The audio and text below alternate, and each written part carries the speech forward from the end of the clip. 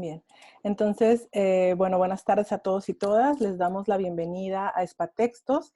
Esta es la primera sesión del 2021 del Seminario Permanente de Análisis de Textos, que tiene como objetivo reconocer el estudio de las lenguas y con ello que esto es prioridad.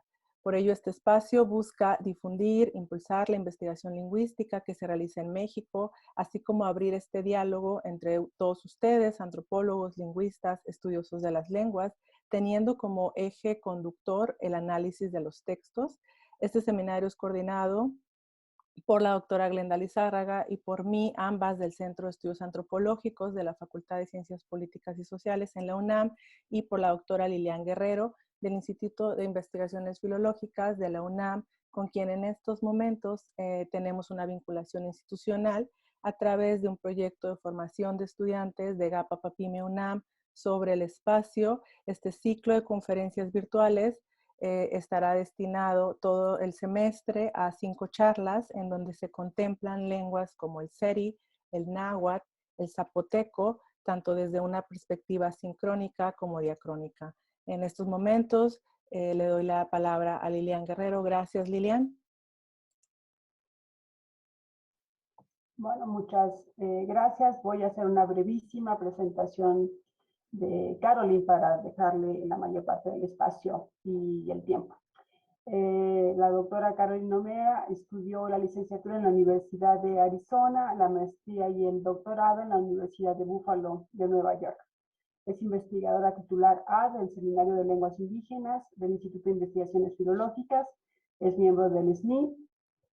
Sus líneas de investigación se adscriben a la semántica léxica, la correlación entre lengua, cultura y cognición, y a la documentación de lenguas minoritarias, en particular la lengua seri, una lengua aislada hablada en el norte de México. Ha publicado numerosos artículos y capítulos de libros. Entre sus más recientes publicaciones destacan, a mi parecer, dos grandes temas. El primero tiene que ver con el estudio del sentido del olfato, un sentido, ¿no? Una de las percepciones menos estudiadas en la lingüística. Entonces está trabajando, ¿no? en la codificación del olfato y distintas manifestaciones lingüísticas de este sentido, y además varios fenómenos relacionados con la conceptualización del espacio, que es uno de los, bueno, uno de esos fenómenos es de los que va a hablar durante la charla de hoy. Bienvenida, Caroline, muchísimas gracias por aceptar la invitación. Le paso la palabra a Glenda, que nos va a explicar más, ¿no? La dinámica de la charla. Gracias, Lilian, gracias, Gaby, y gracias, Caroline, por aceptar la invitación y por estar aquí. Igualmente agradezco a todas y todos los presentes que nos acompañan en esta primera sesión de Spatextos 2021. Bienvenidas y bienvenidos de nuevo. Brevemente les comento la dinámica que hemos estado siguiendo para estas presentaciones. Es, bueno, después de introducir a nuestro invitado o invitada, escuchamos la primera parte de su presentación y si estás de acuerdo, Caroline, a la mitad, cuando tú consideres que vas a la mitad de la presentación, hacemos una pausa y abrimos un primer bloque de preguntas. Agotado el primer bloque, continuamos con la segunda parte de la presentación y tenemos un segundo bloque de preguntas y la despedida. Creo que así, bueno, se van desahogando dudas que se puedan ir acumulando y también descansamos un poquito. Descansas tú y también la mente de todos los asistentes. Entonces, sin más, pues bienvenida y te damos la palabra. Ok, pues muchas gracias a Gabriela, Lilian y Glenda por la invitación y a ustedes por estar aquí, tomar su tarde el miércoles, la primera semana de clases en la Facultad de Ciencias Políticas al mínimo. Y pues la ventaja de estar en casa o estar, o sea, en otro lado que sea, cocinando y escuchando algo aquí. Y bueno, primero les pido una disculpa. Mi vecina tiene una obra aquí, entonces si escuchan los ruidos de la obra o de mi perro roncando o algo, pues es igual como parte del ambiente de la cuarentena aquí que estamos viviendo. Pero bueno, y me parece súper bien esa dinámica. Espero que pues puedo tomar como un buen momento para hacer el receso o la pausa, digamos. Pero de todas formas, me pueden ir diciendo si ya es buen momento para pausar y tener preguntas de información de cómo, si algo no quedó muy claro. O igual si quieren profundizar en algo en particular, porque creo que mi charla, a lo mejor vamos a terminar un poquito antes, aunque bueno, depende de sus preguntas también, ¿no? Entonces, pues, y la discusión. Y bueno, también para como advertencia, mi charla está basada en una charla que di en enero en el Congreso de la Sociedad del Estudio de las Lenguas Indígenas de las Américas, pero está un poco más amplia la charla que he preparado para invitar un poco más a discusión, también para tomar en cuenta algunos comentarios que me hicieron en esa charla. Um, eh, pero bueno, también aprovechar también sus comentarios, sus preguntas y tomando en cuenta también que es un trabajo en exploratorio. Entonces, espero que que este espacio sea útil pues para mi trabajo y ojalá también tal vez para lo que estén haciendo o algo relacionado con sus trabajos, ¿no? Entonces creo que es lo que quería decir. Voy a empezar a compartir mi pantalla con mis diapositivas. La única cosa que voy a pedir, a ver si se ve, ¿verdad? Ok. Si hay algo como una pregunta o algo, iba a conectar mi otra pantalla, pero no funcionó. Entonces, si me pueden avisar como con la manita de Zoom o con un comentario verbal para interrumpirme si es momento para tomar el receso o si algo no esté funcionando bien, porque no veo el chat ahorita. Perdón. ¿Sale? Ok.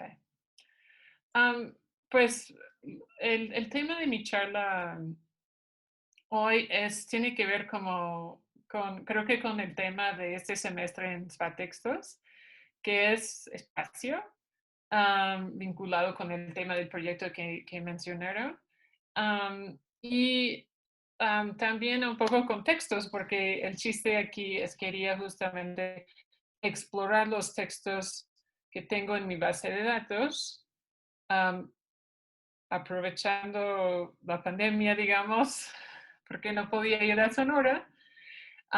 Y pues quería también ver algo en los textos que no estaba realmente estudiando, que son los topónimos o nombres de lugares en el serie. Entonces les voy a platicar un poco de esa tarea o ese estudio exploratorio que está en proceso. Y pues me encantaría ver qué dicen sus ideas y todo eso. Creo que ya me presentaron. Bueno, Lilian pues, me presentó y no sabía si iba a ser esa dinámica o no, pero a lo mejor también pensaba contextualizar un poco este trabajo también dentro de pues mi vida, que gracias de hecho a Lilian, durante el doctorado que nos conocimos desde, no sé, 2002, 2003, por ahí, hace mucho. Eh, pues por ahí, por estos años, fui a Sonora para ir al territorio de los seris o los CONCAC para ver si pues me podrían aceptar como investigadora o estudiante en la comunidad. Y pues empecé a tener estancias en los veranos ahí en Sonora. Y pues no he dejado de ir al territorio desde entonces, ahora ya no en los veranos, pero bueno. Entonces empecé a realizar pues estancias y ver qué es lo que pues les podría interesar a los hablantes, a mí, y pues me quedé con un tema igual espacial, de referencia espacial en la gramática de referencia espacial y también la categorización lingüística del paisaje. Entonces, está muy enfocada en los términos básicos o genéricos más bien del paisaje como cerro, montaña, río, arroyo, mar, etc. Y también pues cómo hablaban de cómo expresaban relaciones espaciales, cómo ubicaban objetos en el espacio también, en el espacio como de pequeña escala y en el espacio a una escala más grande como en el paisaje. Obviamente, durante este trabajo también, pues, pues, recopilé, documenté topónimos, pero no era tanto mi enfoque. Entonces, después del doctorado ya es cuando empecé a hacer otros proyectos más vinculados con topónimos, con mapeo comunitario, y trabajando con otros tipos de textos también. Y eso ha sido creo que un tema que a mí me ha interesado muchísimo. El paisaje en sus diferentes formas, pero también cuando vemos, por ejemplo, un mapa del INEGI de esta zona, vemos que hay muy pocos lugares con nombres propios en el territorio de los seris. Y eso no refleja su realidad y su percepción del paisaje.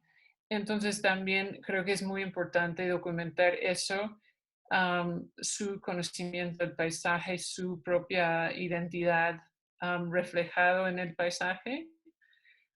Y hay jóvenes muy activos recientemente que han hecho un esfuerzo muy grande para defender su territorio, sobre todo contra la minería.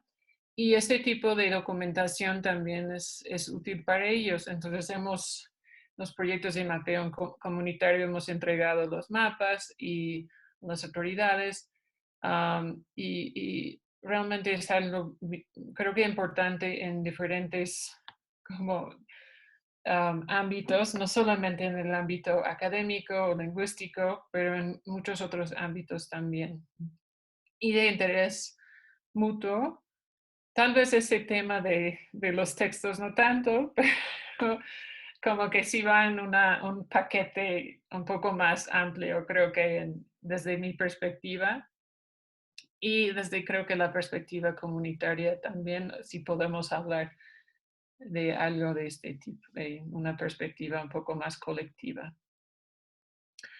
Entonces, esto es un poco como el contexto más amplio de esta investigación y como bien saben, pues no podemos estar realizando estancias ahorita, al mínimo pues en el instituto no hemos podido hacer salidas.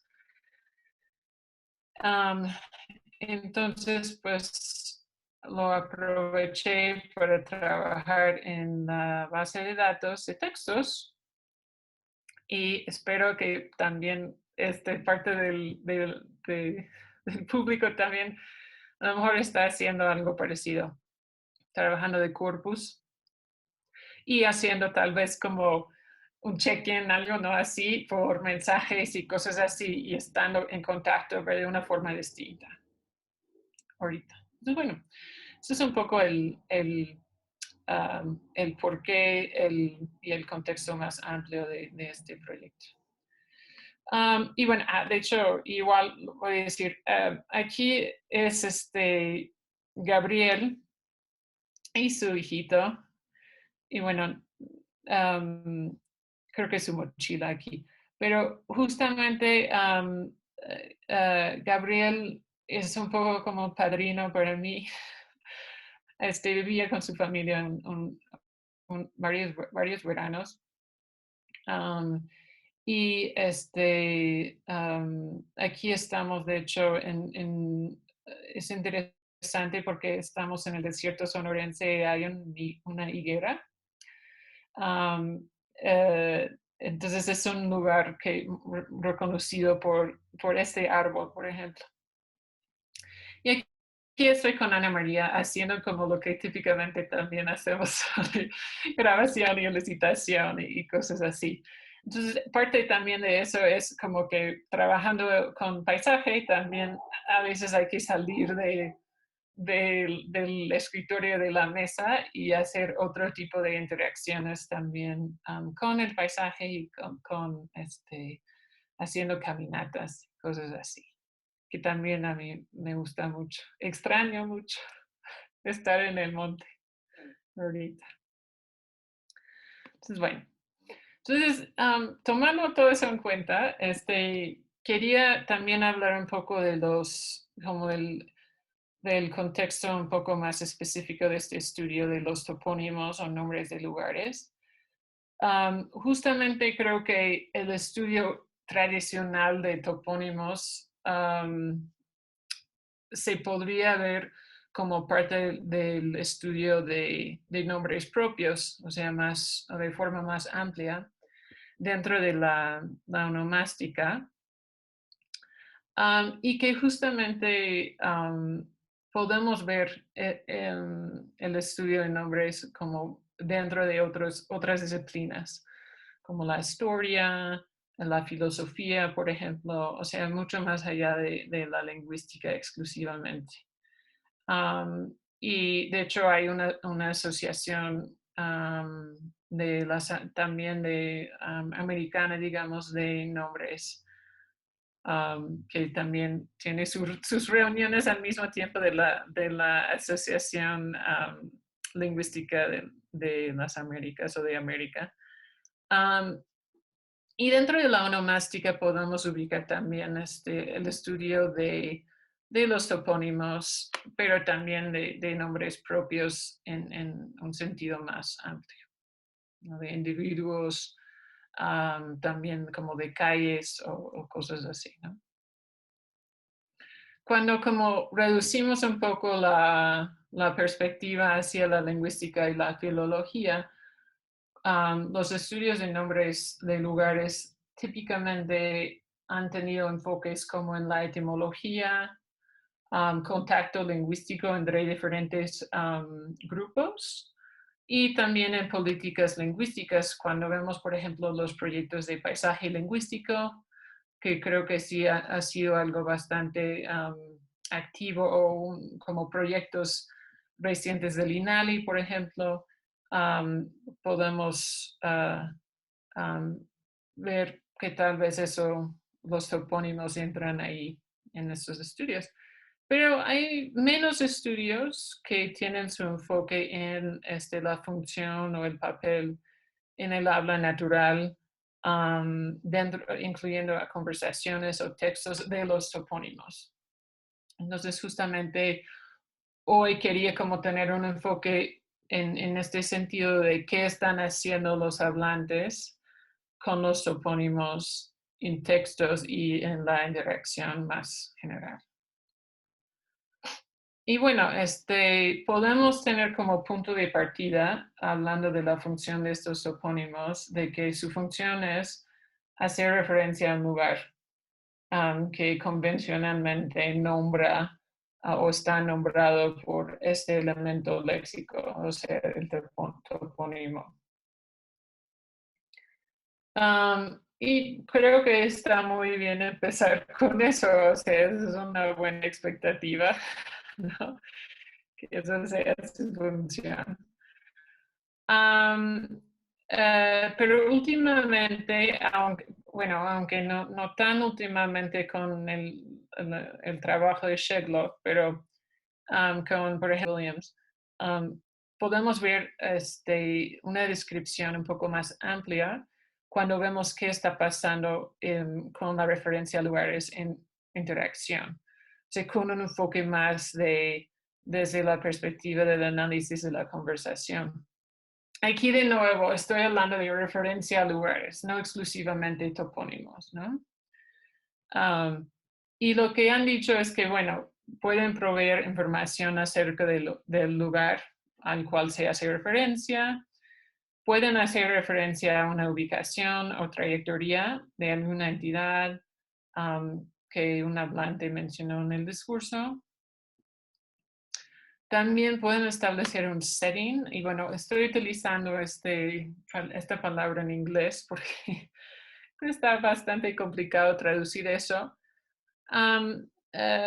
Pero bueno, eso es otra cosa que podrían tal vez hacer, y eso tiene que ver un poco con el tema de la conversación o de la interacción, por ejemplo, o sea, ubicar o situar la conversación o anclarlo a algún lugar, por ejemplo.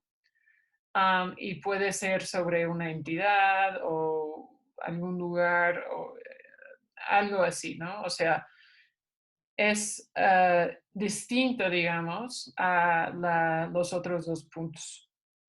Entonces, bueno, eso es lo que se ha dicho en algunos estudios recientes con enfoques más interaccionales o de análisis de la conversación, ¿no? Sobre referencia a lugares. Y justamente en estos estudios han hecho una comparación entre referencia a lugares y referencia a personas, porque muchos estudios lingüísticos se han enfocado en referencia a personas, ¿no? O sea, desde varias perspectivas, ¿no? Pero no tanto a referencia a lugares. Y cuando estamos pensando en referencia a personas, típicamente lo que pues estamos viendo es hablantes o pues interlocutores, digamos, diciendo algo o proveyendo información sobre individuos particulares, ¿no? O sea, diciendo algo acerca de individuos, ¿no? Y eso puede ser a nivel del chisme, ¿no? O sea, viste que hizo fulanito, ¿no? O sí vi, él, pues, se fue con fulanita, ¿no? Entonces, el individuo puede también volver como un tema principal del discurso, y podemos justamente también hacer referencia a la persona a través de su nombre propio y también a través de pronombres, ¿no? O una referencia anafórica al individuo en el discurso posteriormente, digamos, ¿no? Pero cuando se trata de lugares, no es siempre el caso que justamente estamos hablando acerca de, o sea, ¿qué hizo tal lugar? O sea, no necesariamente es como que lo que está sucediendo en el discurso. Williams, en su estudio de caso, pues mencionó que pues, no hay tanta tendencia de chismear sobre lugares, por ejemplo. Y en su corpus, o sea, tampoco observó tanta referencia anafórica a los lugares en el texto como tenemos bueno, en el caso de referencia a personas. O sea, que no vamos a tener, y su corpus tenía mucha conversación. Entonces, donde tenemos sí una expectativa de chisme, de conversación acerca de personas, qué está pasando, qué está haciendo fulanito, etc. Entonces, en el caso de lugares, tal vez tenemos expectativas distintas dentro de textos o conversaciones. Pero interesantemente, cuando mencioné eso del chisme en la charla en el mes pasado, alguien del público, Mary Hermes, me comentó que sí hay ejemplos de chisme acerca de lugares. Y justamente pues me hice pensar en justamente nuestras perspectivas más ontológicas con respecto a los lugares y sus propiedades, digamos. O sea, que realmente cómo percibimos el paisaje o los lugares o los elementos en el paisaje, o sea, las montañas, los cerros, etcétera, también dependiendo del contexto de interacción, puede variar y creo que una perspectiva más occidental, si podemos llamarlo así, tiene una expectativa de que no vamos a chismear o interactuar tal vez con los lugares o con las entidades en el paisaje, pero desde otra ontología, otra perspectiva ontológica tal vez, pues sí, es una posibilidad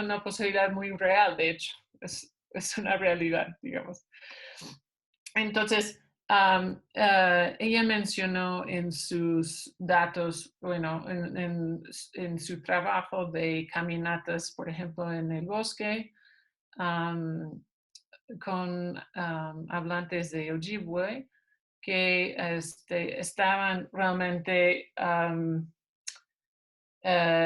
interactuando con la naturaleza, digamos, con los árboles, con el paisaje en general.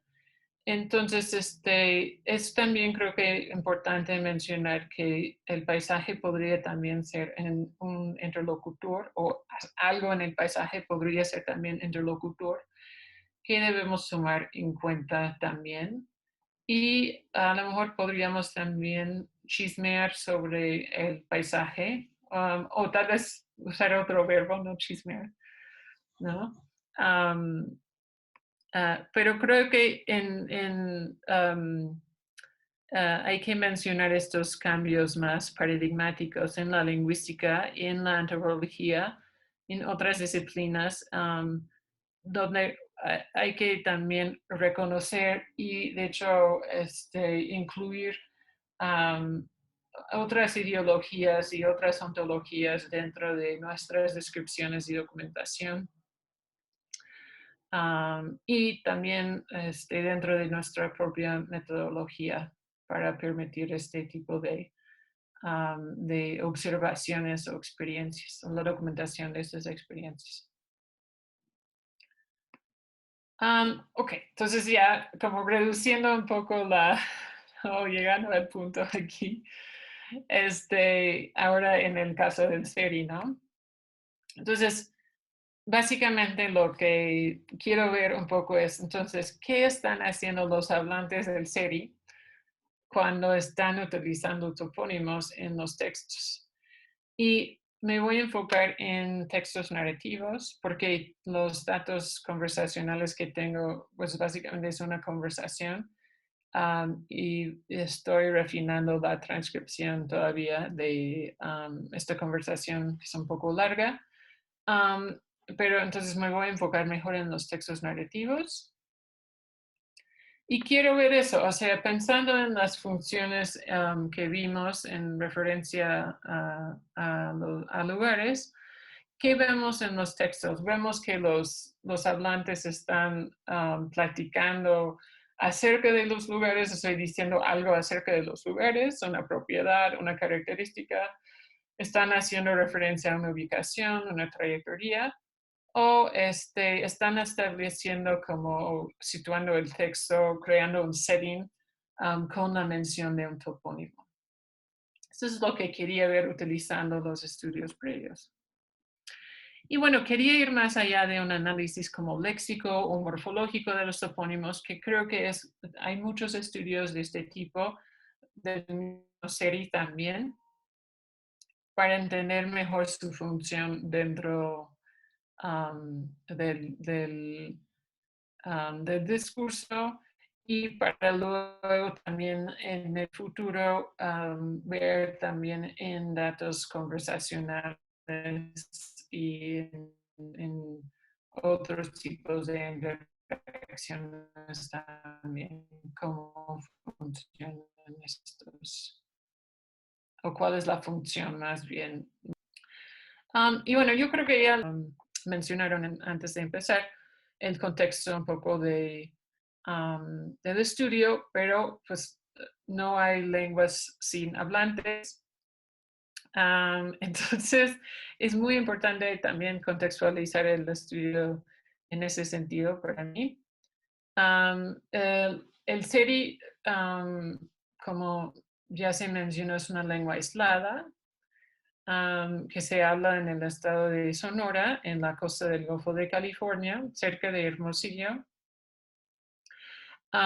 Y hay alrededor de 900 o 1000 hablantes. Y antes, pues, vivían en campamentos temporales sobre la costa y en las islas del Golfo. Y se pues, cambiaron de lugar dependiendo de la disponibilidad de recursos naturales. Pero hoy en día, ya desde como la mitad del siglo pasado, ya están viviendo principalmente en los pueblos sobre la costa, en Punta Chueca y el Desemboque. Y aquí estoy con Francisca y Marta en el Desemboque, donde he hecho la mayoría de mi trabajo, pero últimamente también he estado yendo a Punta Chueca. ¿Y qué más podría decir? Pues hay bastante, bueno, hay documentación y descripción de la lengua, principalmente realizado por los Moser en la segunda mitad del siglo pasado, del ILB y su yerno, Steve Marlett. Hay un diccionario trilingüe del SERI, hay un manuscrito de una gramática muy, muy larga. Hay bastante, hay muchos textos también en el acervo en la Universidad de Texas, en Isla. Hay bastante material, bastante documentación, pero a veces falta como estudios más semánticos, antropológicos, de otro índole, entonces, y material que se podría utilizar también para consumo local también en la comunidad. Entonces, bueno, los niños, la situación sociolingüística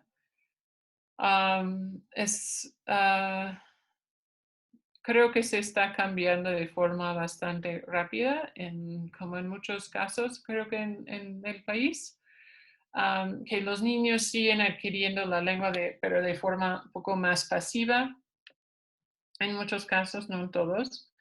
Entonces estamos observando una transición generacional posiblemente.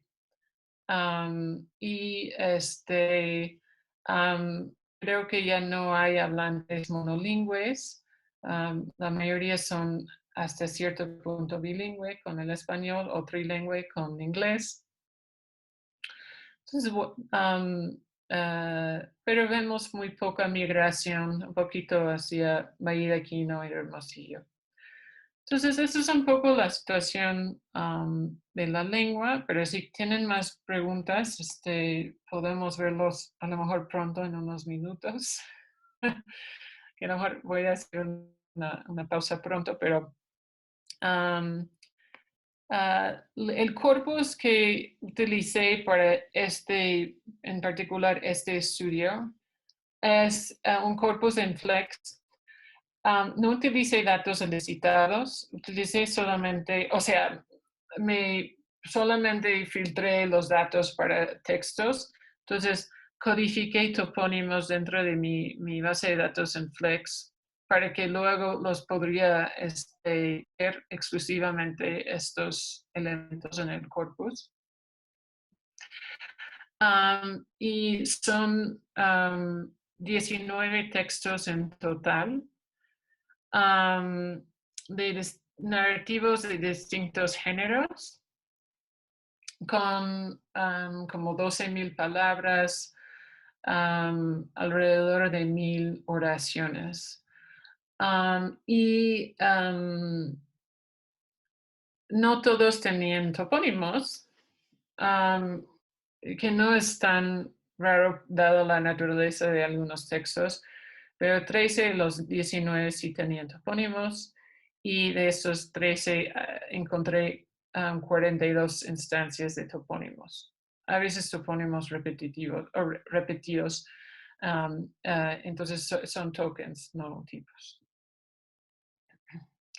Y bueno, igual si tienen preguntas más como logísticas o mecánicas de eso, lo podemos ver también en en la discusión.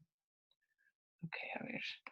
A lo mejor no sé cómo piensan como de tiempo, pero tal vez digo eso como un poco general de los topónimos y hacemos una pausa, y luego en la segunda parte pues me centro más en como los resultados, o no sé si prefieren ver los resultados y luego hacer la pausa o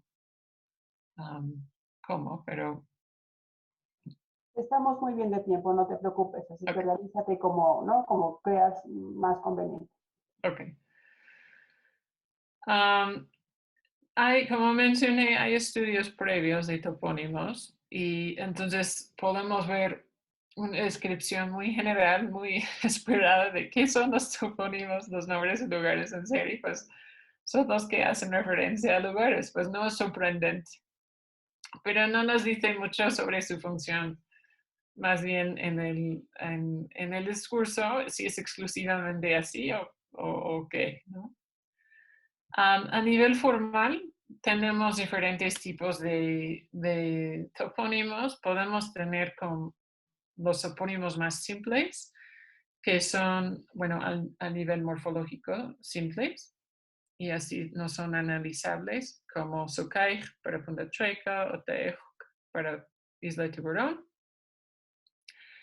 Y hay también, de hecho, a lo mejor lo debo mencionar, hay etimologías populares sobre algunos de estos topónimos también, que es interesante para como pensar de dónde vienen, pero es difícil, no hay tanta evidencia de eso más allá de como intuiciones, un poco como que la palabra gringo viene de green go, ¿no? Como que verde, vete, y luego no necesariamente refleja lo que a lo mejor se podría pensar. Pero en muchos de esos casos realmente no sabemos bien, por eso son no analizables.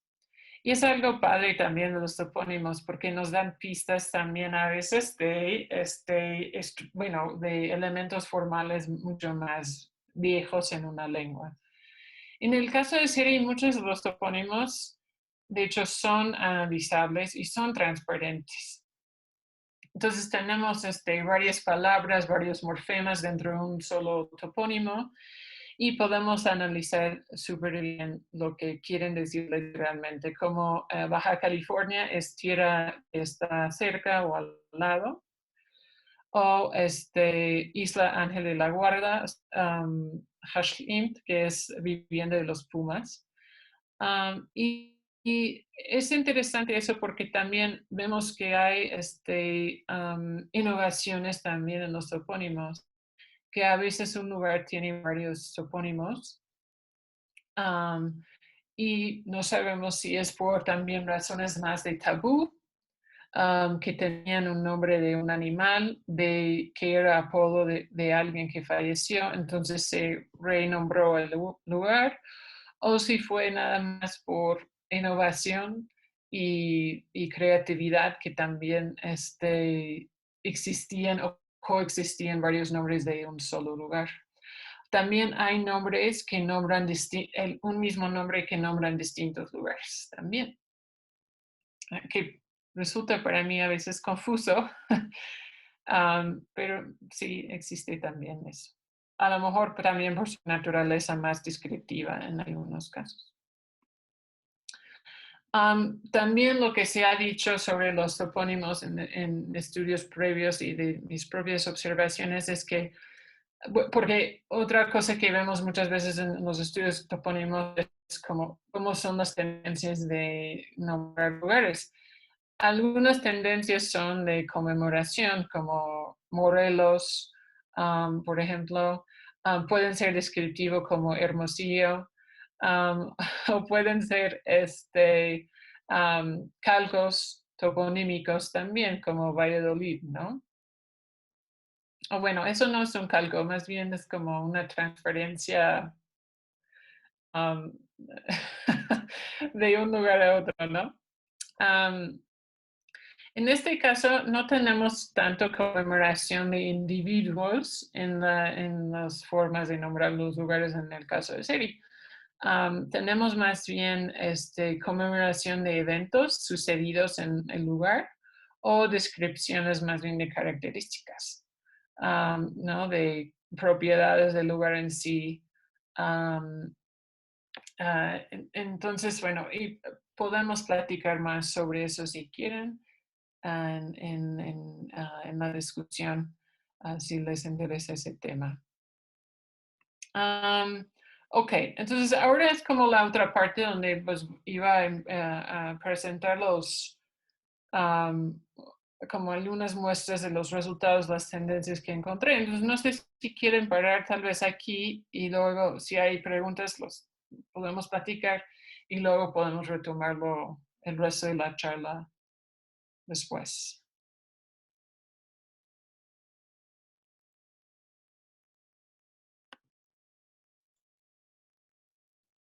Dale. Entonces, muchas gracias, Carolina. Entonces empezamos con una ronda de dudas o preguntas o inquietudes para Carolina por parte de los asistentes. Dice Vanessa que ella tiene una pregunta. Ajá.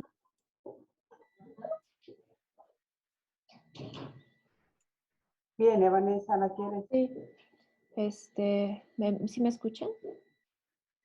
Bueno, hola a todos. Muchas gracias, Carolina. Se ve bien bonito tu trabajo, ¿no? Me alegra un montón como ver un trabajo en el que se está tomando en cuenta como la parte ya ideológica, ¿no? Como toda esta parte del más social, pues, ¿no? Porque me gustó mucho que dijeras, por ejemplo, que no hay lenguas sin hablantes, ¿no? Entonces, yo creo que una de las como contribuciones de la antropología lingüística es esa, ¿no? Es a entrarle a la parte ideológica y eso nos da una perspectiva distinta a una ontología, incluso como tú dices, menos colonizada, ¿no? Y eso me parece súper bonito. Pero me gustaría ver si nos puedes hablar un poquito más de los géneros que están incluidos en tus textos. Y bueno, eso en realidad. O sea, no sé si puedes profundizar un poquito más en eso. Y como un poco tu metodología, ¿no? Porque si son distintos géneros, pues no sé si tu metodología está tomando en cuenta eso. Ok, muchas gracias, Vanessa. Es una buena pregunta. Desafortunadamente, creo que mi identificación de género no está tan, o sea, cuando estaba trabajando estos textos, que muchos no los recopilé yo. Son textos de los 60, 70, o sea, desde hace mucho. Entonces, cuando estaba trabajando con hablantes, también intenté hacer como una clasificación de género, ¿no? Porque pensé, bueno, pues qué sé yo, o sea, porque mi clasificación de los textos a lo mejor no es no concuerda con su propia clasificación pensando en, ¿no?, la etnografía de la comunicación. Pero ha sido un poco difícil, o sea, no es que tengo una taxonomía de géneros tipo Bricker o qué sé yo, que puedo exponer bien, pero algunas son, no tengo, desafortunadamente creo que no tengo los números aquí, pero algunas son, ¿cómo se puede decir? Historias en el sentido de que sucedieron los eventos, o sea, que el hablante consta de que sucedió tal cosa. Luego otros son, sí, igual no sé cómo nombrar ese género muy bien, pero tal vez una leyenda, o sea, como la creación, el origen del mundo, tipo así. A lo mejor no necesariamente tiene, no lo escuchó de alguien que lo vio, pero se consta que sucedió, pero por otro tipo de evidencia. O no sé si me explico, ¿no? Y luego hay textos más enciclopédicos también, o más como que narrativos pues acabo de regresar de pescar y, ¿no?, y fuimos a tal lugar y no sé qué, ¿no? O sea, la experiencia un poco más de este tipo también. Y hay otro que es, por ejemplo, costumbres de los gigantes, por ejemplo. O sea, eso es igual como más enciclopédico de los gigantes son así y pues suelen hacer este tipo de cosas y, ¿no? Entonces igual es no necesariamente descripción de eventos o de individuos particulares. Y luego tengo una conversación que estoy nada más por el momento diciendo conversaciones, o sea, sin una taxonomía más específica. Pero hace falta profundizar más en eso y ver si eso realmente tiene que ver con lo que el uso de los topónimos. No sé si respondí a tu pregunta. Sí, sí, sí. Bueno, en realidad creo que es un reto metodológico tener varios géneros, ¿no? Porque, porque cada uno tiene sus propias características, ¿no? Formales, pero también otro tipo de características, entonces, discursivas, digamos, ¿no? O sea, que ya tienen una estructura discursiva bien específica. Entonces yo creo que eso merece a la atención porque yo creo que eso hace que los topónimos pues aparezcan más en unos y en otros y que el uso de los topónimos sea distinto, ¿no? Entonces, pues era eso nada más, pero bien bonita, gracias. Gracias por la pregunta, de acuerdo. ¿Alguien tiene alguna otra pregunta o comentario?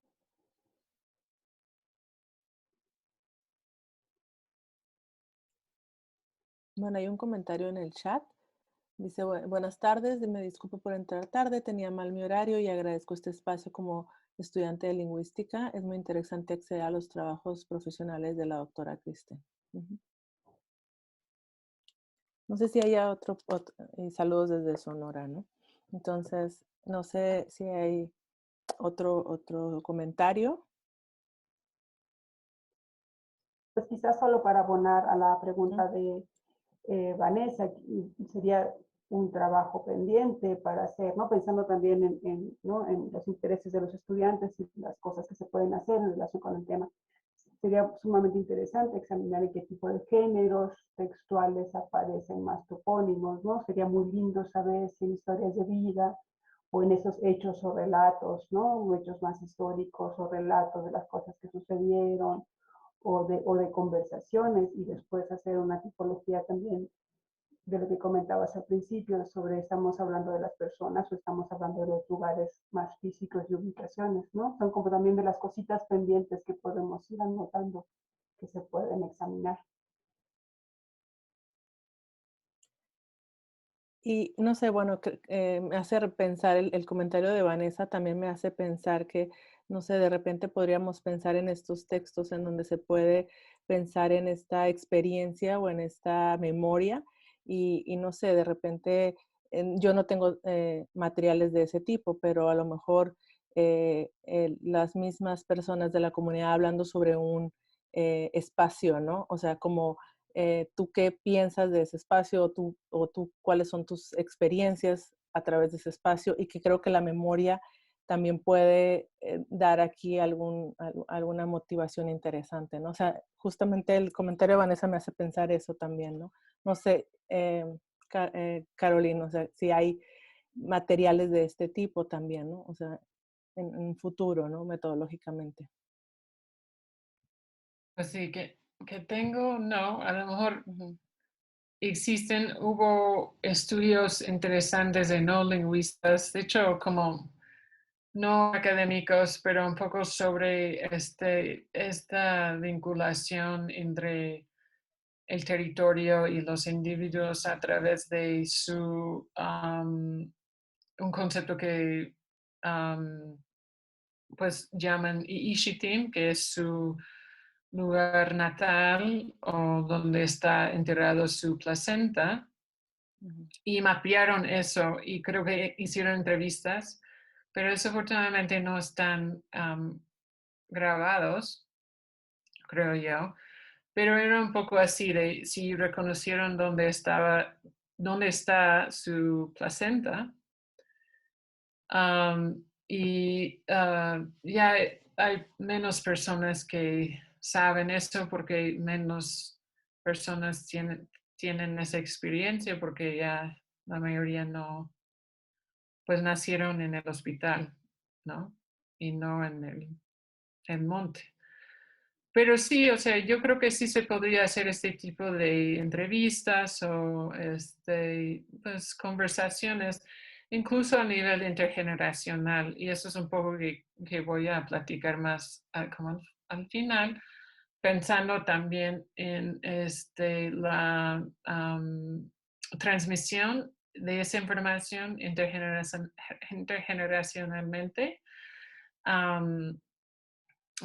Porque sí se ve que es un dominio que está también perdiéndose con respecto a ese conocimiento del paisaje. Entonces, y de los topónimos. De hecho, vimos personas que no podían decirnos casi ningún topónimo en la lengua seri. Entonces, es un dominio que sí es bastante delicado. Y pensando que se ha documentado como 700 o más topónimos en la lengua, sí es algo preocupante.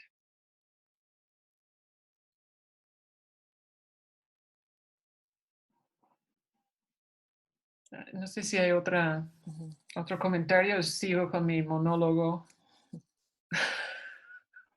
¿Hay algún otro comentario, duda o alguna pregunta que quisieran hacer antes de que Carolyn continúe? Seguro se animan al final. Dice Ibáñez, Elena, ¿alguna consideración metodológica por ser pueblos de tradición nómada?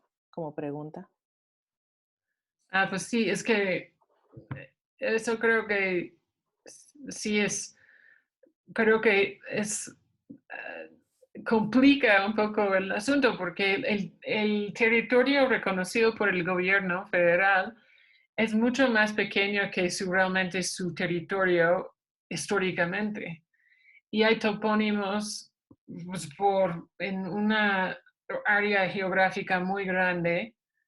Hay también conocimiento del paisaje y del territorio también muy amplio.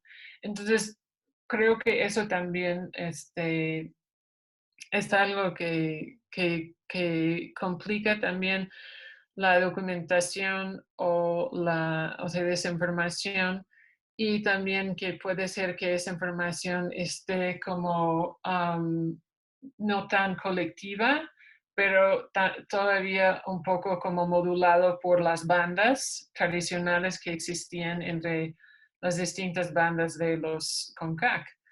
Entonces, eso también quiere decir que también es como casi, bueno, no tan individual, pero más dispersa el conocimiento y no necesariamente compartido. Entonces, eso también creo que sí complica eso, y es algo con grupos con mucho más movilidad, y también que han tenido esas tradiciones de vivir en grupos pequeños. También puede ser que hay distinciones con respecto al conocimiento, o igual en cómo nombran los lugares, cuál es su relación también con el territorio, con más conocimiento del monte, más conocimiento de la isla, del mar, ¿no? O sea, de las montañas, de las cuevas, etc. Entonces, creo que sí, metodológicamente sí creo que sí es muy relevante eso. Pero no creo que tengo todas las respuestas de cómo manejarlo, ¿no?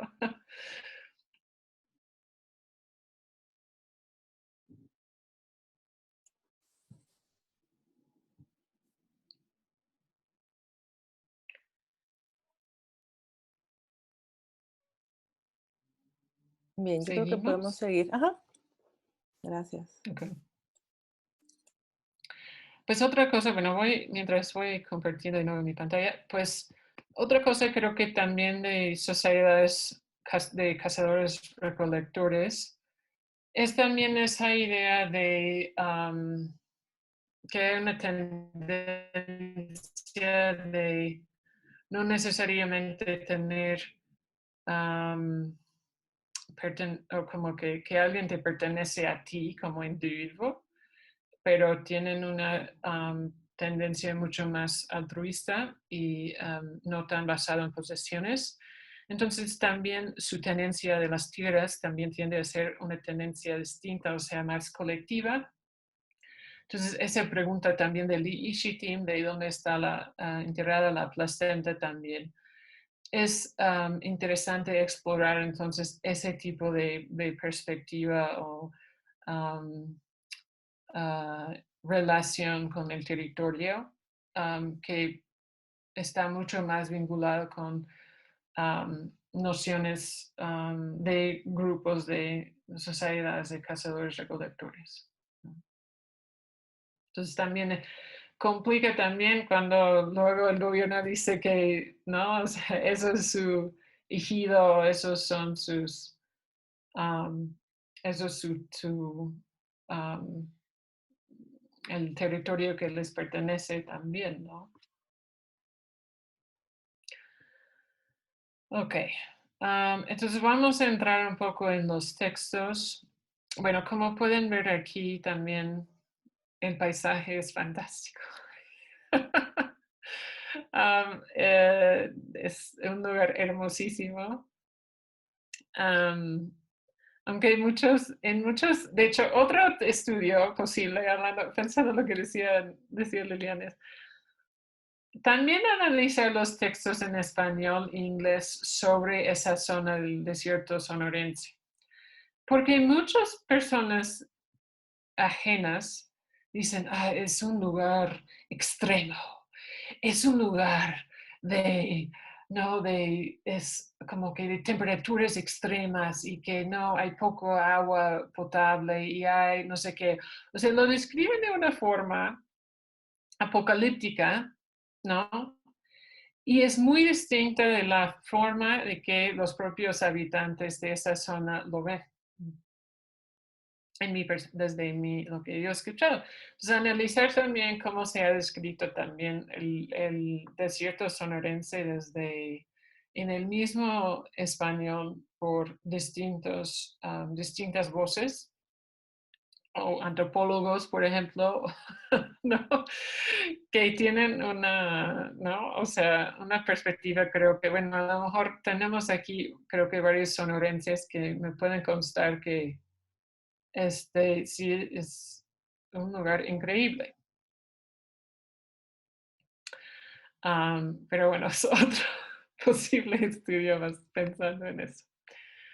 Entonces, bueno, voy a empezar con un poco como los números, un resumen de lo que observé, porque bueno, igual son pocos datos, así son como 42 topónimos, no es que tengo como que un montonal de cosas que puedo decir aquí, pero quiero hablar un poco de las tendencias y en estas pocos tokens que tengo los topónimos. O sea, básicamente hay algo en el chat. ¿Está pausa o sigo? ¿Sigo? Era un mensaje sobre que sí, es verdad que el desierto es muy bello para los que vivimos aquí. Me incluyo. Ah. Pero bueno, yo de hecho, bueno, voy a hacer pausa en el caso de Siri, pero es algo súper interesante eso también de estudios del análisis del discurso, porque también hay unos estudios de los diarios de los alpinistas, porque de hecho hay un corpus histórico de los digitalizados de eso. Y está súper interesante ver cómo también los alpinistas describen el paisaje, porque son, o sea, cuando están ahí haciendo cosas, ¿no? Subiendo las montañas y no sé qué, y cómo describen el paisaje. Entonces son un poco como expertos, pero también podemos pensar en individuos que han vivido o grupos que han vivido en el mismo lugar desde hace cientos de años, también son muy expertos en su paisaje y tienen una relación distinta con su paisaje que tal vez los que llegaron hace poco tienen con el paisaje, ¿no? O con el ambiente. Entonces, eso creo que sí vale la pena como pensar un poco en eso, sobre todo si estamos aquí pensando en análisis de textos y de los de eso. Y bueno, ok, regresando al serio. Pero básicamente lo que encontré es ¿no? De lo que decía al inicio, la tendencia realmente es hacer referencia a una ubicación, ¿no? Del lugar que se nombra con tal topónimo o una trayectoria de una entidad. O sea, entonces casi, o sea, 32 de los 42 ejemplos cumplieron esa función. Y la mayoría dentro de frases adverbiales dentro de la oración. Pero bueno, la cosa es que igual la clasificación no es tan simple porque pueden estar cumpliendo varias funciones al mismo tiempo. Entonces, a lo mejor se ve un poco confuso aquí, pero hay que pensar que podemos, o sea, dependiendo de la perspectiva o de la codificación de los datos, pues que quería manejarlo bastante amplia, podemos decir que está pasando, ¿no? Varias cosas al mismo tiempo. Entonces, entre 13 casos también empecé a ver como ese patrón de decir el lugar nombrado X, ¿no? Entonces está esa expresión y 8 de estos casos igual están hablando de la ubicación o trayectoria de la entidad, o sea, la mayoría de 9, ¿no? Y hay muy pocos ejemplos claros de casos donde el hablante estaba hablando acerca del lugar, o sea, diciendo algo acerca. Solamente podían identificar 3 ejemplos en mi primera codificación y yo soy la única codificadora, ¿no? De los datos, no tengo otra codificación o una comprobación de mi codificación que también se podría hacer para mejorar la propia metodología, ¿no? Entonces, igual, es exploratorio todavía. Entonces, podemos ver aquí, quería presentar algunos ejemplos para que podían ver cómo es eso y, bueno, igual cuestionar a mí misma mi codificación, ¿no? En frente de ustedes. Pero en este caso, en este ejemplo, tenemos el topónimo Andean, o sea, Baja California, y vemos que están ubicando una bahía, ¿no? En Baja California en particular. Entonces, yo codifiqué ese caso como ubicación, o sea, Baja California, o hay una bahía en Baja California. O igual ubican, por ejemplo, individuos que viven, por ejemplo, en el campamento llamado Kiashim. Entonces, Kiashim, el nombre del campamento, y hay personas que viven ahí, ¿no? Dentro de este texto. Esto era pues, bastante frecuente, ese tipo de ejemplos. Aquí también vemos, por ejemplo, nombre y ubicación, lo que mencionaba, donde dicen, hay un lugar llamado Semiapóticos y en ese lugar paso ¿no? O sea, entonces introducen también, o sea, es interesante, menciono eso porque puede ser que parte de ese tipo de construcciones ayuda al interlocutor a entender que se trata de un topónimo. Y no sé si es un artefacto de que estaba contando este hablante en este caso a Edward Moser, que no es Seri, si decía, o sea, ese lugar llamado así. Entonces es como un poco como una banderita, como un foco, así estoy hablando de un lugar, de un topónimo, ¿no? Porque estructuralmente es difícil distinguir topónimos de otras frases nominales, ¿no? Y aquí en 4 yo codifiqué ese ejemplo como una instancia de decir algo acerca del lugar, donde de nuevo tenemos Kiashim, el topónimo Kiashim, donde decimos que este lugar es su lugar de nacimiento, es donde nació esta persona y asumimos que pues, su placenta está en Kiashim o cerca de Kiashim. Entonces es una propiedad de ese lugar, de ser lugar natal de la persona que estaban describiendo en este texto.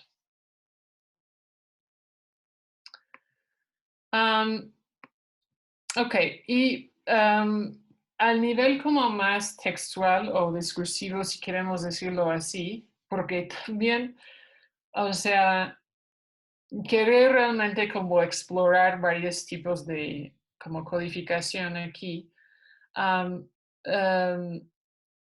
vi que en varios casos el setting o como situando el evento en un lugar sucedió bastante, o sea, era bastante frecuente, o sea, como la mitad de las instancias, los topónimos, pero un reto que tengo es un poco la codificación de setting, pues para mí es un concepto un poco abstracto y creo que yo tengo que trabajarlo más para asegurar que realmente, o sea, cuáles son los criterios para la codificación de ese tipo de función.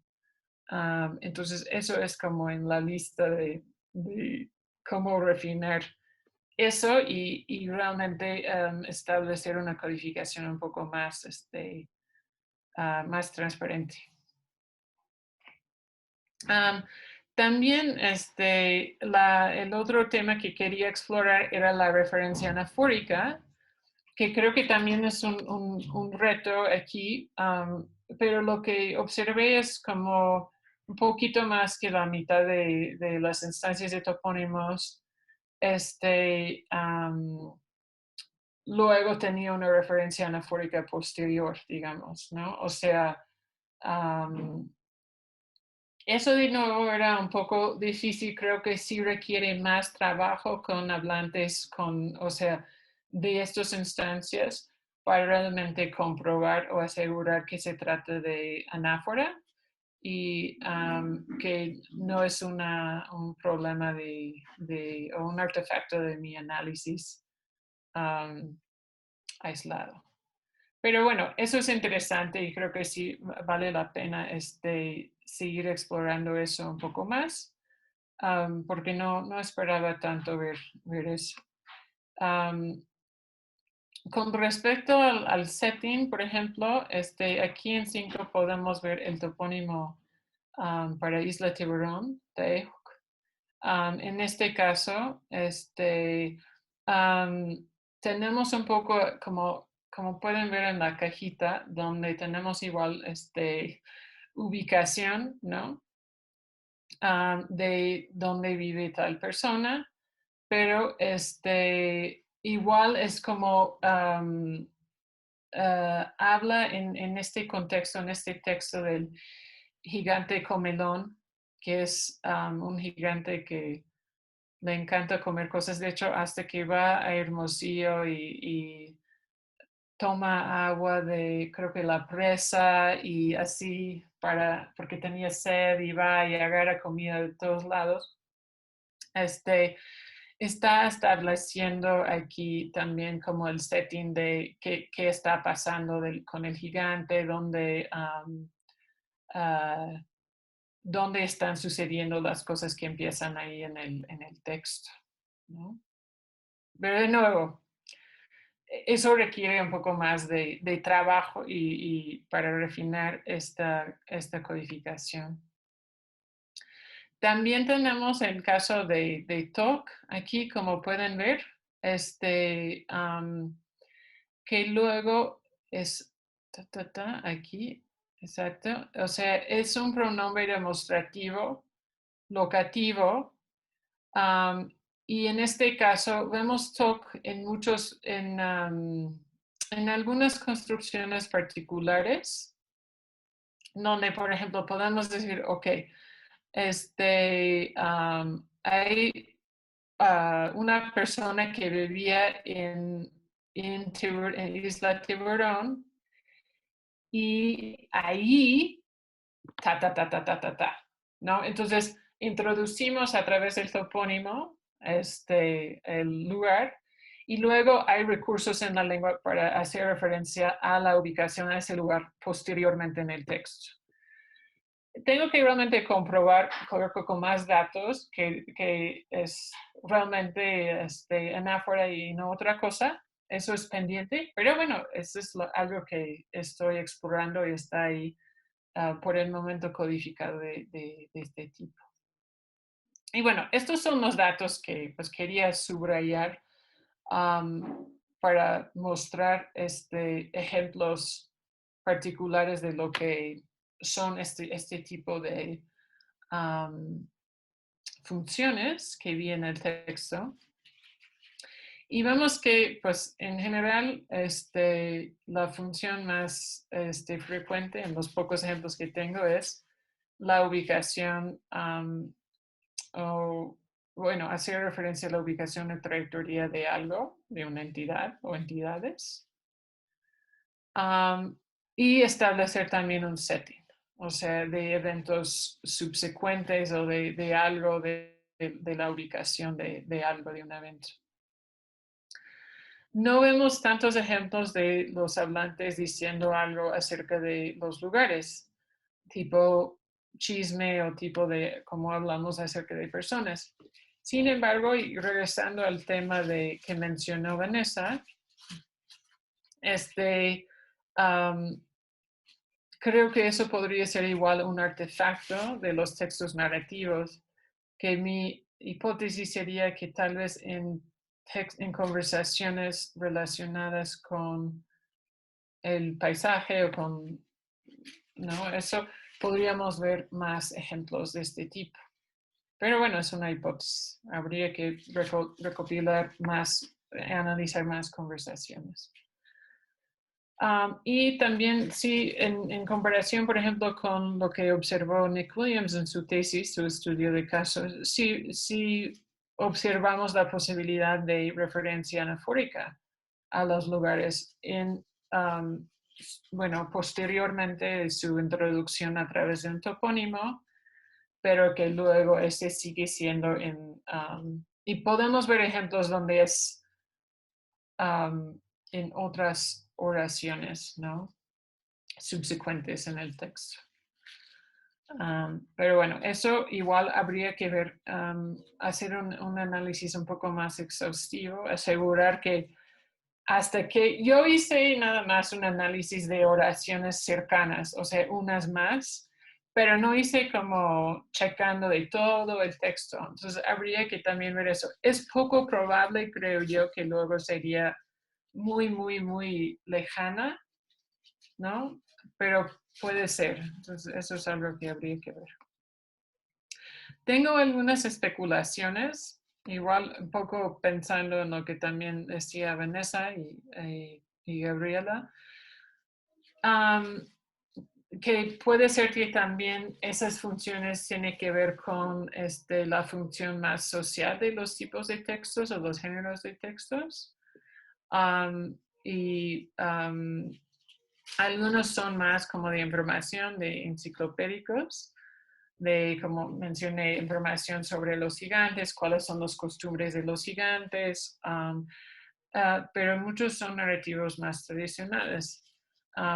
Entonces, puede ser que también el narrador asume cierta información, que el interlocutor sí conoce información básica del territorio y no tiene que mencionarlo, o que no conoce mucho información del territorio. Entonces, eso es algo que se podría trabajar, creo que con más detalle en el futuro. Pero yo creo que también está como el setting o situando los eventos que describe el narrador dentro de un lugar específico en el territorio también tiene esa contribución a su relevancia cultural. Y la idea es que podría ser también cumplir una función para transmitir o compartir conocimiento acerca del territorio, ¿no? Y lo que ha pasado, lo que consiste en su historia, también más situado físicamente en lugares reconocidos, lugares que sí tienen nombres, ¿no? Dentro del territorio. Entonces, ya mencioné varias cosas que me gustaría hacer en el futuro, como que preguntas que surgieron un poco de eso. Ya mencioné que es algo que creo que sí es relevante. En la conversación que tengo entre 3 hablantes adultas, muestra muy pocos topónimos, pero puede ser que la ubicación o el contexto de la conversación no ayudó tanto eso, porque hablaron mucho de tejer, de otras cosas que no necesariamente tenían que ver con el territorio, estaban adentro de una casa, también que podría haber sido algo como algo relacionado con por qué no utilizar topónimos. Entonces, bueno, igual eran mujeres, no sé si hay una distinción entre hombres, la conversación entre hombres o mujeres, etc. Entonces, eso es por explorar más. Y como mencioné también, creo que sí se puede ver que hay hay un cambio en el conocimiento de los topónimos entre los hablantes más jóvenes, por ejemplo, y sería bueno pensar en los géneros también, si géneros de tipo más como caminatas en el monte, ¿no? En conversación durante caminatas, si eso podría como provocar o promover el uso de estos topónimos para tener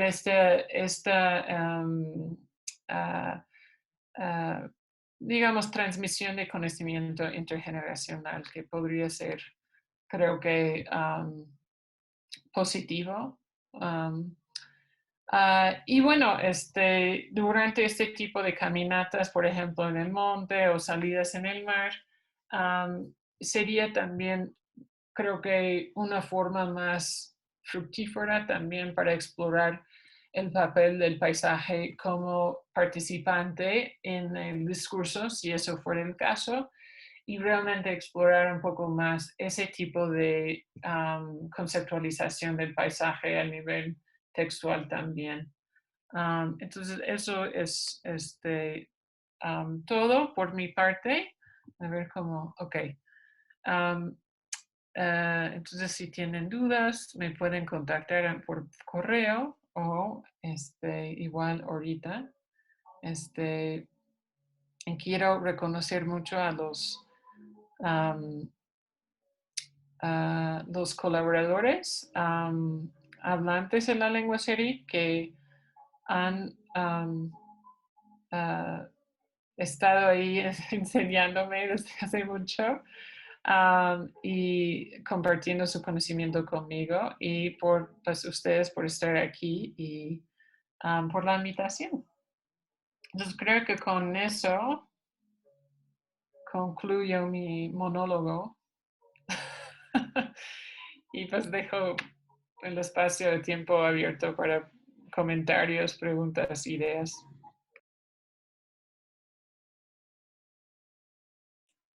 Bien, entonces vamos a entrar a la segunda ronda de preguntas. Yo también pongo mi manita, ¿no? de reaction. Y entonces empezamos con la segunda ronda. Pueden poner preguntas en el chat y también pueden ir levantando la mano en la sala virtual.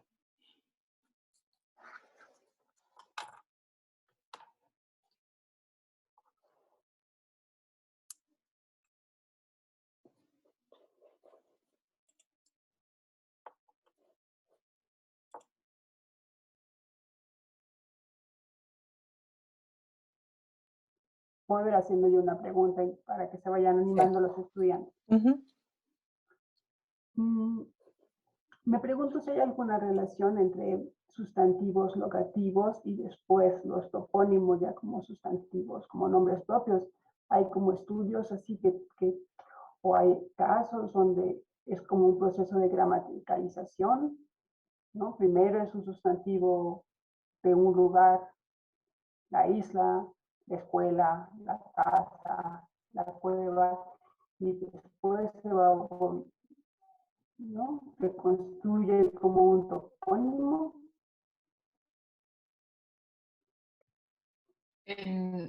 ¿Estás pensando en general o en el caso del seri? En serio, por aquello de que las frases nominales son tan complejas, ¿no? Y que tienen tantos elementos y tantos componentes, ¿no? Entonces, si alguno de esos componentes son más como el sustantivo locativo y después hay otro componente y se va formando como un topónimo. En el caso del seri, bueno, a lo mejor no sé si hay, a lo mejor alguien en el público sabe casos de más de procesos de gramaticalización en ese ámbito que es muy específico, pero porque sí creo que sí hay de preposiciones, por ejemplo, ¿no? O sea, mucho se ha dicho de eso, pero en este caso creo que no, o sea, yo no sabría cómo distinguir sustantivos locativos de sustantivos comunes. Hay sustantivos relacionales, pero vemos sustantivos relacionados dentro de topónimos en frases nominales más complejas. A veces lo que podemos ver, algunas tendencias, es más bien como un topónimo general y luego como topónimos complejos que se forman con ese topónimo. No sé si me explico, pero no es gramaticalización, pero creo que es como patrones de lexicalización para generar nuevos elementos léxicos. O sea, que tienes, o sea, estero X y luego tienes el campamento de estero X y luego tienes como la península de estero X y así como que vas como creando nuevos topónimos a través de una base en particular. Y creo que pues eso tiene sentido a nivel como cognitivo también, como se ha descrito en Alaska, ¿no? En algunos topónimos de lenguas athabascanas, porque es un principio generativo de creación de nuevas palabras o elementos léxicos a través de los que ya existen. Entonces, sabemos que tienen algo que ver y geográficamente están muy relacionados. Pero a nivel de gramaticalización, no sabría qué decirte. Bueno, en el caso de Sereno en particular y en general, no sé si alguien en el público tiene más información sobre eso.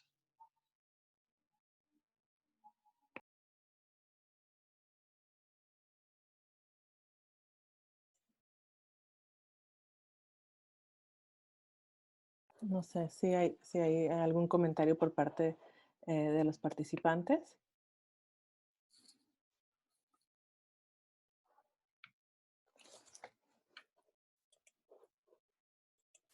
Bueno, hay un comentario más bien, en lugar de, hay un comentario de María Olivas que dice: muchas gracias, me pareció muy interesante, doctora Omiara, y una carita feliz, ¿no? Creo que yo también tengo una pregunta antes, o sea, a lo mejor esto puede darnos tiempo de que los estudiantes también saquen su pregunta, pero justamente, y qué bueno que está Ino aquí en el público, porque justamente cuando en Reyes y yo hacíamos un poco también un trabajo de topónimos, más en un sentido más como de formación de palabra, de repente lo que nos dimos cuenta era que había como no sé si decirlo, como que una tipología en donde había N más N o N más B, o había como digamos, una tendencia, ¿no? A marcar o a expresar los topónimos. Pero justamente la comunidad en donde en donde vive Ino, donde es Inocencia, es Xianarcam, ¿no? Y ese topónimo en específico era muy diferente en estructura a todos los topónimos anteriores, ¿no? Porque no llevaba como una misma formación. Digamos que era un topónimo que salía de la tendencia, ¿no? Y justamente cuando veíamos, Sei es lengua verbo final, tepehuano es lengua verbo inicial, pero cuando veíamos los topónimos aparecía NB, o sea, el verbo al final.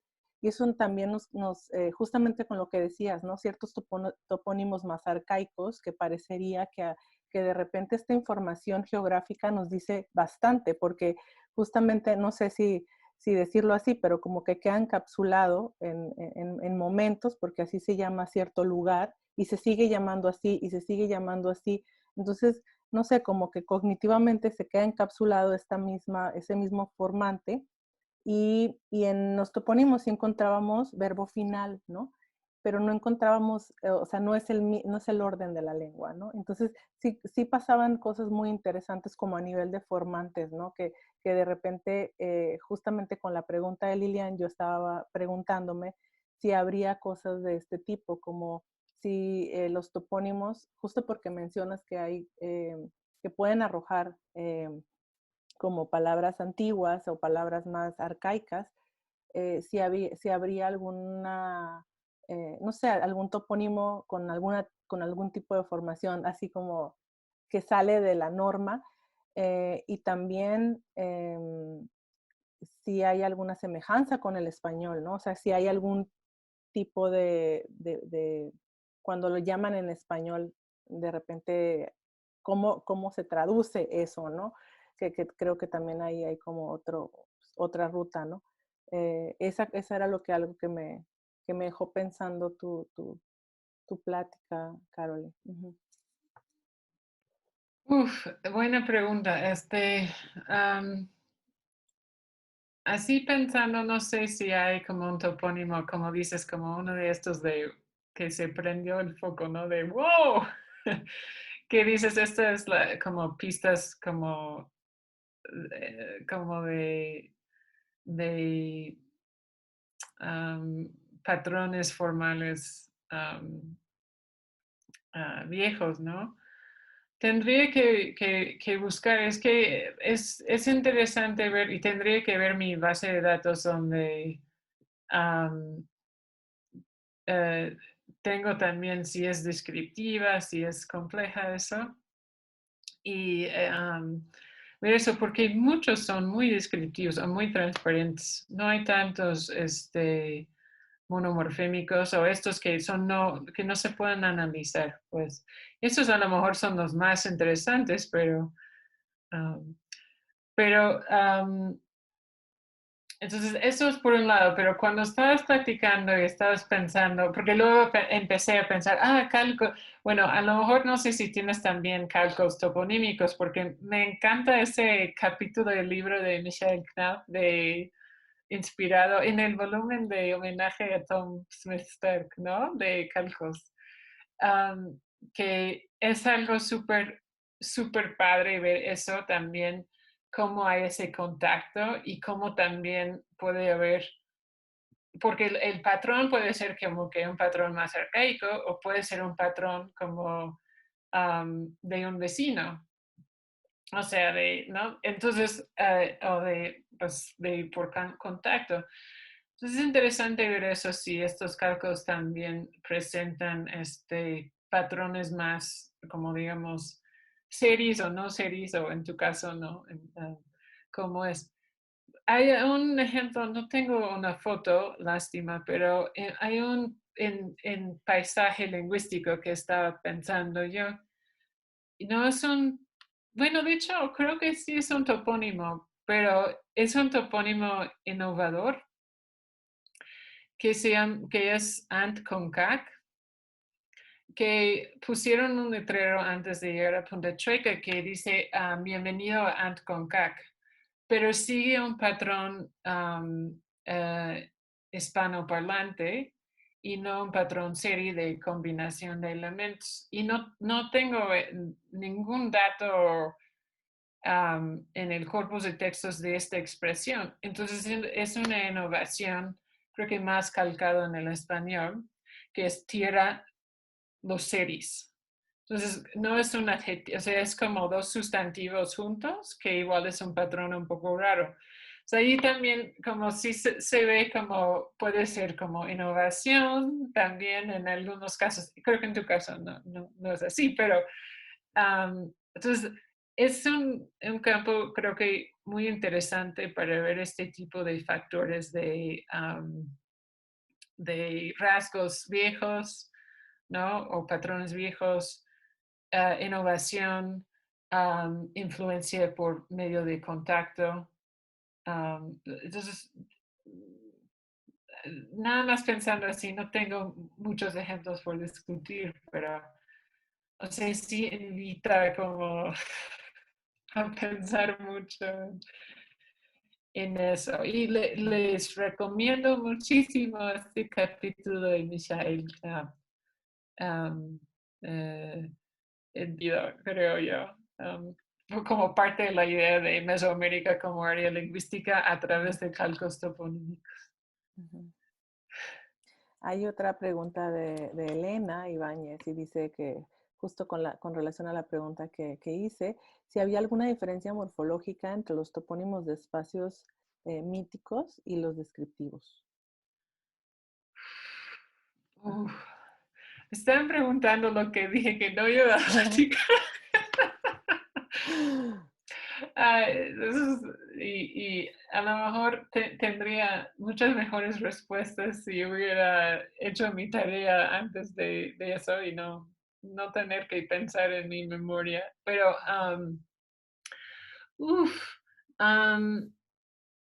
los, para mí es un poco difícil también creo que hacer una distinción de espacios míticos, ¿no?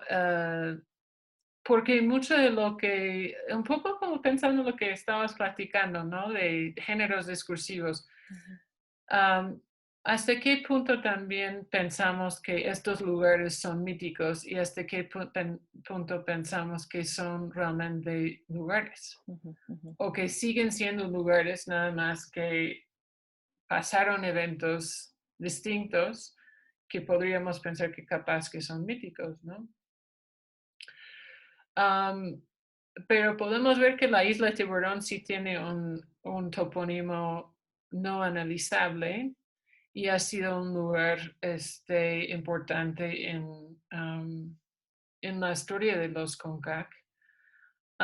Pero no siempre es el caso, o sea, hay lugares luego donde han sucedido eventos de los gigantes,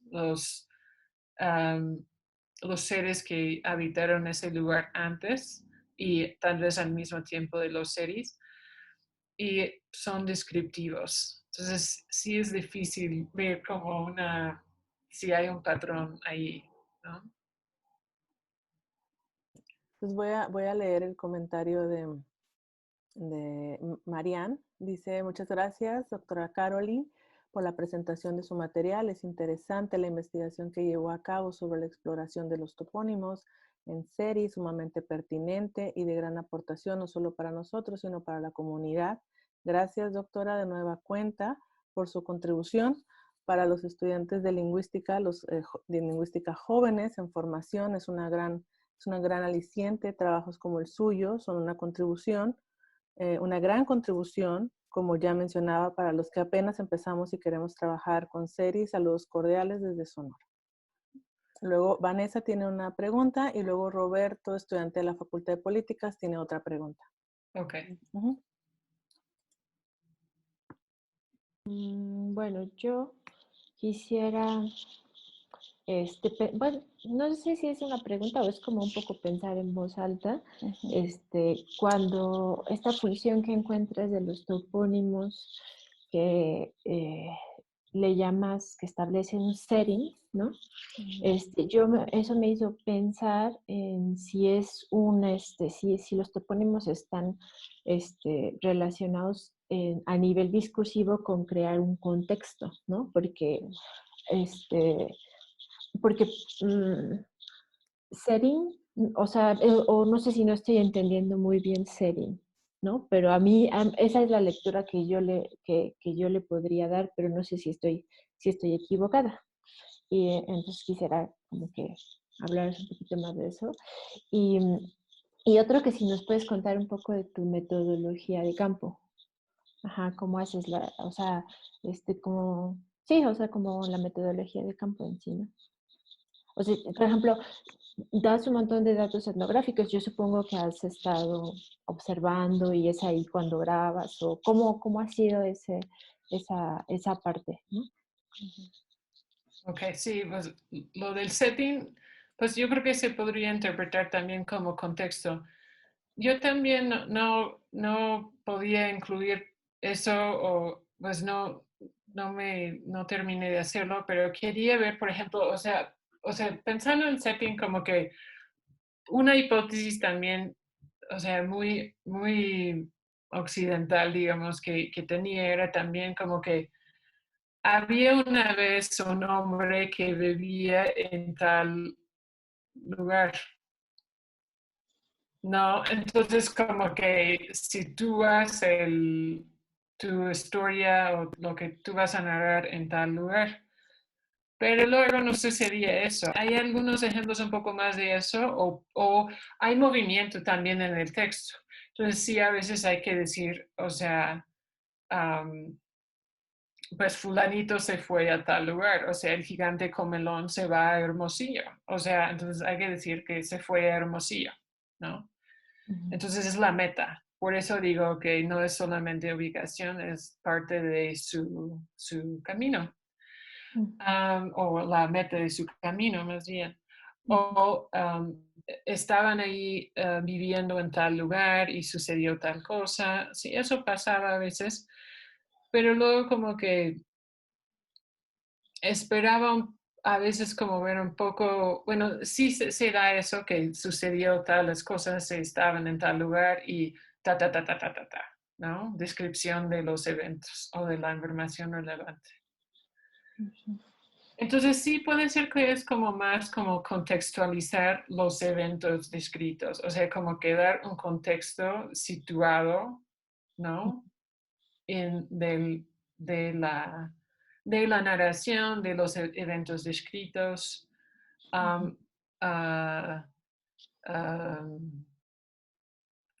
no, pero sí, o sea, yo creo que sí es un tema que requiere un poco más de, a lo mejor, clasificación más rigurosa de los trabajos previos que introducen ese concepto y luego ver cómo implementar eso en una codificación de datos. O sea, realmente descifrar un poco eso para poder usar el concepto en un análisis específico de textos. Y eso creo que es una falta de mi trabajo en su estado actual, ¿no? Entonces ya es por el futuro. Pero creo que es un tema en sí súper interesante, sobre todo también en el análisis de la conversación y análisis del discurso. Y la otra pregunta era métodos, ¿no? Pues sí, yo creo que porque estaba interesada en el paisaje, hice muchas actividades en el paisaje como parte de durante mis estancias. Recopilé mucho material para hacer canastas. O sea, hacía muchos viajes de este tipo con mujeres. Recolectaba mucho pitayas, o sea, las frutas de los cardones. Encontrábamos muchas víboras.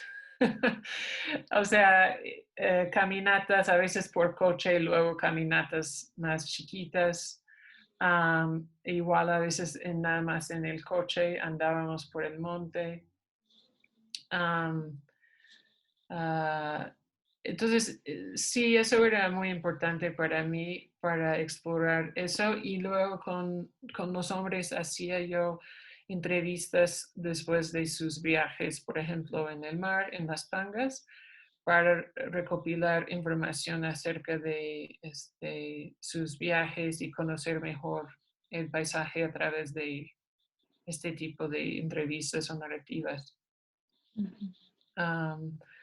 Yo creo que sí, o sea, y creo que hay mucho más trabajos como el trabajo que mencioné de Mary Hermes y en Australia y el trabajo de Emiliana Cruz, que están, o igual en Malasia, que están implementando caminatas en el monte, en el bosque, a través de grabaciones de estas cámaras montadas en la cabeza o aquí en el pecho, que pueden grabar audio y video y perspectiva de los interlocutores, ¿no? Y contacto con los ojos. Y entonces, eso es algo, creo que está muy padre con las nuevas tecnologías que ahora podemos hacer más, facilitar la grabación de caminatas, porque antes era como con Con el palo. micrófonos o así, ¿no? Y era haciendo campo es difícil. Entonces, pero con estas GoPros o Garmins, de hecho, pueden salir al monte y o sea, no tiene que estar nadie más para estar con la grabadora y ya se terminó, se acabó la pila. Esos tienen pila de como 1 hora, pero pues está muy bien, ¿no? Eso es por explorar en mi casa todavía. Gracias. Bien, y dice Roberto, muchas gracias por la presentación en la investigación sobre los topónimos a través de textos. La pregunta es, ¿estos nombres del lugar aparecen en el discurso como elementos identitarios? Y específicamente, ¿qué sucede con los topónicos de aquellos territorios de los que fueron desplazados y que ya no habitan, ¿no? Sí, o sea, esta cuestión de identidad, o sea, creo que sí sería bueno recopilar un poco más de datos, sobre todo creo que interaccionales, conversacionales, en ir más allá de los narrativos que presenté hoy. Um, eh, pero hay trabajos interesantes de topónimos en Baja California, en serie, por ejemplo. Y creo que no es que fueron desplazados los series, pero es como evidencia de movilidad y conocimiento y los viajes que hicieron a lo mejor en balsas o tal vez en estas pangas de madera antes. Entonces nos muestra que a lo mejor sí hubo contacto con personas que hablaban lenguas humanas en esta zona por el conocimiento toponímico, digamos.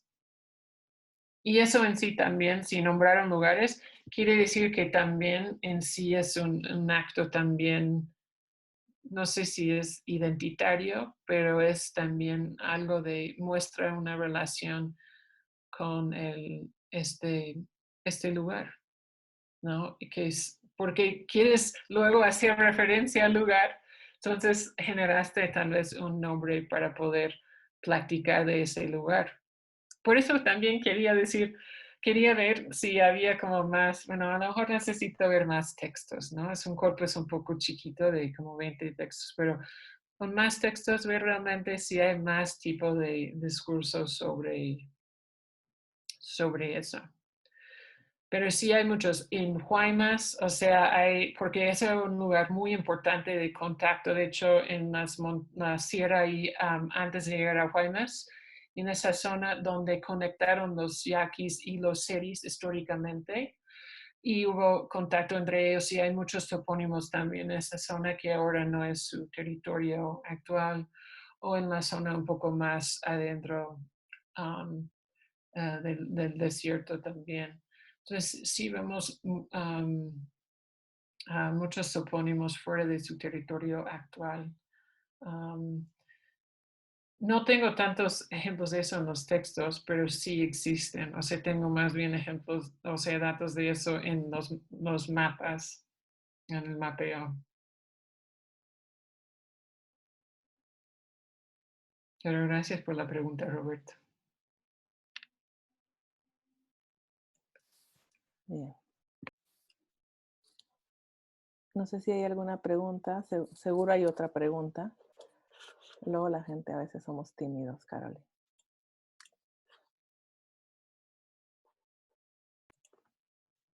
Está bien, yo soy una persona muy tímida.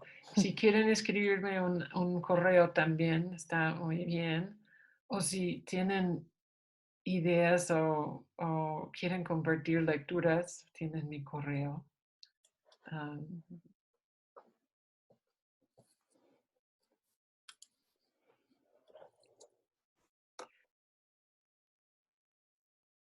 Hay, creo que también muchos estudios en el ámbito mesoamericano de paisaje ritual. Por ejemplo, los trabajos de Johanna Broda y sus colegas. Entonces, yo creo que es otro tema también, ver en contextos, o sea, si estamos pensando en géneros, también en contextos como rituales o contextos no rituales, si se puede hacer una distinción de este tipo. O sea, eso depende ¿no? de comunidades o grupos. O sea, ¿cómo son luego el uso de topónimos en estos contextos? Hay unas tesis también que han platicado de eso en el posgrado de estudios mesoamericanos. Y eso es otra cosa que se podría también ver, controlando o, digamos, o explorando distintos contextos de uso.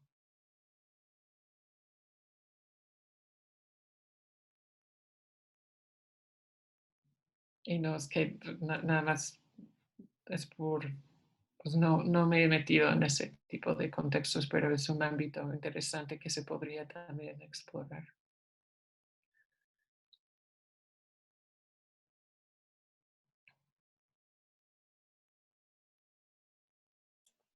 Bien, bueno, pues yo creo que, no sé si hay algún otro comentario y yo lo puedo todavía tomar. Sí, ¿alguien tiene algún comentario en el chat o así?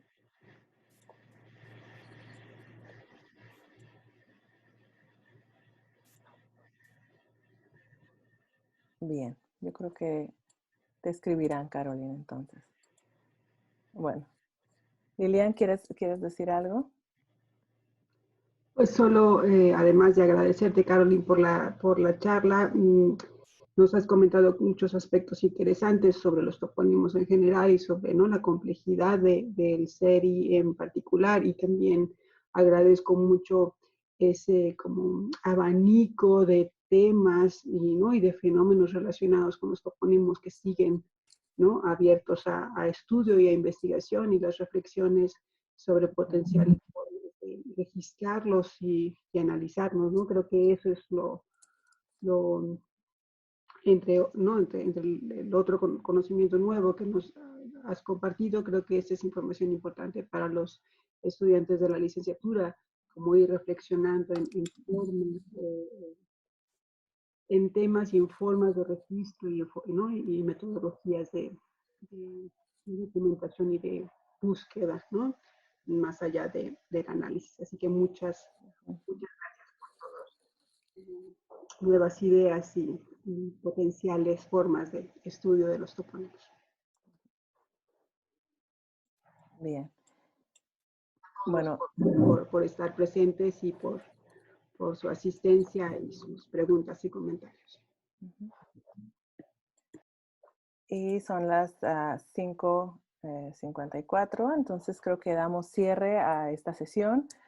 Una charla que combina una metodología de lingüística antropológica, interesantes rutas a seguir, sobre todo con esta idea de contemplar esta perspectiva colectiva, además de compartir pues la categorización de los topónimos en esta lengua aislada. Muchas gracias a todos y a todas por conectarse. Caroline, muchas gracias por tu colaboración.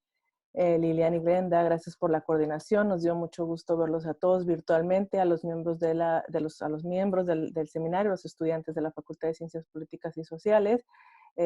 Bueno, a lo mejor no te diste cuenta, Caroline, pero por ahí andan físicos y arqueólogos escuchando la plática. Y también está Paulette, estaba Samuel, estaba Oscar por ahí, que luego lo vamos a tener después, estaba Amanda, Elena, Iracema, Margarita desde Chiapas, Nadi, Inocencia, Paf, Denise, había muchos estudiantes de la facultad, la verdad, y además muy interdisciplinario también, ¿no? Entonces creo que también esto pues es muy rico y nos ayuda a ver esta noción de trabajo colectivo y de trabajo en la interdisciplina, ¿no? Entonces, pues te damos las gracias. Nos interesa mucho estos espacios, sobre todo por este momento de confinamiento. Es un espacio necesario y les agradecemos a todos. Y anuncio que la siguiente sesión va a estar a cargo del doctor Magnus Hansen de la Universidad de Copenhague. Probablemente va a ser el miércoles también, miércoles 24 de marzo, y también estaremos hablando sobre espacio, pero en náhuatl. Entonces, pues ya estaremos mandándoles mensajes y anuncios y pues muchas gracias, ¿no? Entonces, y en el chat siguen diciendo gracias, ¿no? Bien, entonces pues nos desconectamos. Muchas gracias. Adiós. Muchas gracias, Carolina. Gracias. Gracias a ustedes. Muchas Cuídense gracias. mucho. Hasta luego.